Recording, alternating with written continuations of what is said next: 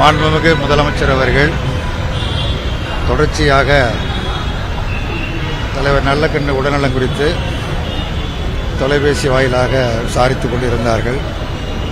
குறிப்பாக அமைச்சர் மக்கள் நல்வாழ்வுத்துறை அமைச்சர் மா சுப்பிரமணியம் அவர்கள் மூலமாகவும், அதே மாதிரி மருத்துவமனை முதல்வர் டீன் அவர்கள் மூலமாக என்னிடத்திலும் தொடர்ந்து விசாரித்துக் கொண்டிருந்த நிலையில் இன்றைக்கு நேரடியாக வந்து பார்த்து விட்டு செல்ல வேண்டும் என்று வந்தார்கள்.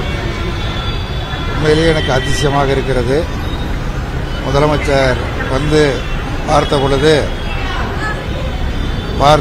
நல்லக்கண்ணு அவர்களை பார்த்து வணக்கம் தெரிவித்த பொழுது தலைவர் நல்லக்கண்ணு அவர்களும் புரிந்து கொண்டு பதிலுக்கு வணக்கம் செலுத்தியது மிகுந்த மகிழ்ச்சியாக இருக்கிறது. தலைவர் நல்லக்கண்ணு அவர்கள் நேற்றுக்கு இருந்த நிலையிலிருந்து இன்றைக்கு நல்ல முன்னேற்றத்தில் இருக்கிறார்கள். படிப்படியாக நலம் பெற்று நிச்சயமாக உறுதியாக நல்ல நலத்துடன் இல்லம் வருவார்கள் என்கிற எதிர்பார்ப்பு இருக்கிறது.